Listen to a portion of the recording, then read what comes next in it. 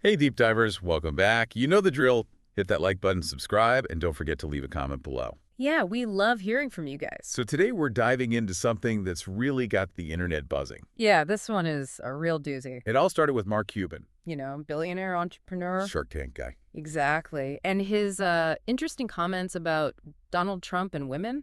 Oh, yeah, this is going to be good. He basically said that Trump avoids strong, intelligent women. Like your kryptonite or something. Right. And because they, intimidate him. And the internet just exploded. Oh, yeah, it was like a powder keg went off. Especially among some of the most prominent women in Trump's world. Yeah, we're talking Marjorie Taylor Greene, Lara Trump, even Kellyanne Conway weighed in. It's like each response gives us a different piece of this puzzle about how we view women in politics. It's really fascinating how it all played out. So let's rewind a bit. What exactly did Cuban say and what was the context? So Cuban was on The View, right? And they were talking about the 2024 election.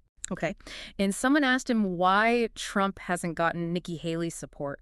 Interesting. And that's when Cuban dropped this bomb. Let me guess. He said something like Trump is scared of strong women. Pretty much, yeah. Wow. He said you never see Trump around strong, intelligent women, ever. Ever. That's a pretty bold statement. And he went on to say it's because they're intimidating to him. Okay, so now the stage is set. What happened next? Well, the reactions were swift and, let's just say, colorful. Oh, I bet. Give us the rundown. Well, first up, we had Marjorie Taylor Greene. MTG, never one to shy away from a controversial take. You got that right. She posted this video, fiery as always. Oh, I bet. What did she say? She basically said, hold on, I am a strong, intelligent woman. Yeah. And she claims she intimidates Cuban. Oh, wow. Really taking it personally? Yeah, and she even went so far as to say that Cuban's comments were because of quote-unquote low testosterone. Okay, well, where do we even begin with that one? It's definitely a choice. It's definitely MTG. It really raises the question of, what does strong and intelligent even mean in this context? Right. Everyone seems to have their own definition. Exactly. It's so subjective. Okay, so that's MTG. What about Lara Trump? So Lara, she kind of took a different approach. Okay. She basically framed Cuban's comment as an attack on all women who support Trump. Interesting. Kind of like a broad defense of the entire MAGA female base. Exactly. Like, how dare you insult us? It's classic us versus them tactic. For sure. Very effective in politics. Okay, so we've got the firebrand and the defender. What about Kellyanne? Oh, Kellyanne. Always gotta love Kellyanne. What did the queen of spin have to say? Well, she went full-on comparison mode. Classic Kellyanne. She brought up Hillary Clinton's basket of deplorables comment. Oh, wow. Way to bring back 2016. And she even mentioned Joe Biden's recent gaffe about Trump supporters. So she's trying to create this narrative that Democrats are just as bad when it comes to insulting the other side. Exactly. Like, look, they do it too. Those situations are all so different. Right. It's a bit of a false equivalence. Right. But Kellyanne didn't stop there, did she? Oh, no, not even close. She then goes on to argue that Trump actually does surround himself with strong, intelligent women. Wait. Yeah, and get this, her examples. Ivanka Trump, Sarah Huckabee Sanders. And I'm guessing Kellyanne Conway. You know it. So are we using the same definition of strong and intelligent here? That's the million-dollar question. It's like she's saying if you support Trump, you're automatically strong and intelligent. Yeah, that seems to be the implication.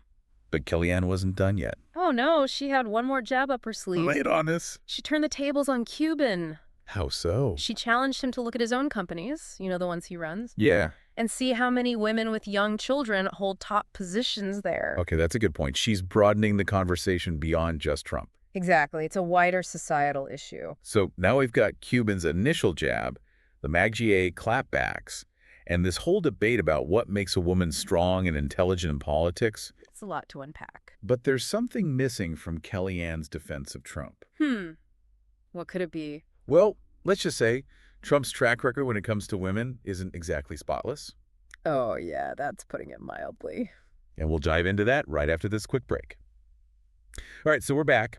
And before the break, we were talking about how Kellyanne is defending Trump, but his own actions toward women, well, they don't exactly line up. It's like she's painting this picture of him as, a feminist icon or something. Right, but then you look at his history and it's just like, come on. I mean, let's be real. Trump's insults, especially towards women, are well documented. Yeah, it's not just like a difference of opinion or, heated political debate. There's a clear pattern here, right? He resorts to these personal attacks. And they often have like this sexist, racist edge to them. Exactly, especially when he's dealing with a woman who disagrees with him or, challenges his authority. It's like he can't handle a woman who's like smart and successful. And God forbid she stands up to him.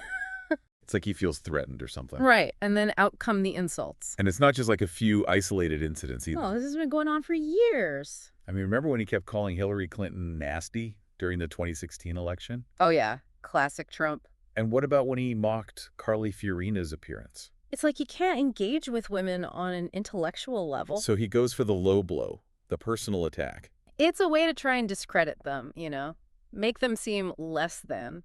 And it's not just about politics. It's about how we treat women in general. Absolutely. It's like he's giving permission for others to do the same. Like it's okay to disrespect women in positions of power. And that's what's so dangerous about it. It sets us back, Yeah.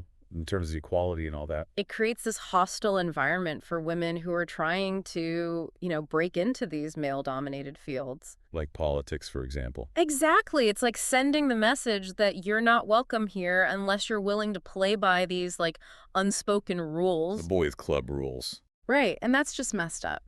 So what do we do? How do we move past this whole cycle of outrage and counter-outrage?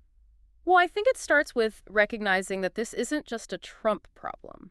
Or a Republican problem. No? Exactly. This is a societal problem. We all need to be more aware of the language we use. And the stereotypes we perpetuate. Even in our everyday lives. We have to be more mindful of how our words can impact others. Because words have power, They can either build people up or tear them down. And we need to be on the side of building each other up. And I think we also need to support organizations that are fighting for gender equality. There are so many amazing groups out there doing incredible work. And we need to amplify their voices, help them create real change. At the end of the day, this is about creating a world where women are judged on their merits. Not on their gender. Where they have the same opportunities and are treated with the same respect as men. Where their voices are heard and their contributions are valued. Absolutely. That's the world we need to be fighting for. Yeah, I couldn't agree more. All right, deep divers, we're back and ready to wrap up this wild ride through the world of Trump, Cuban, and, strong women.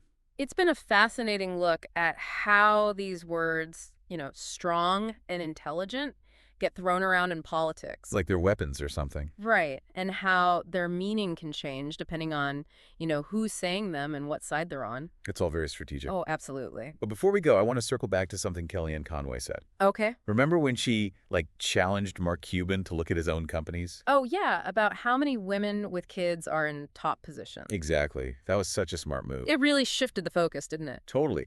It took us from this Trump-specific drama to a much bigger issue.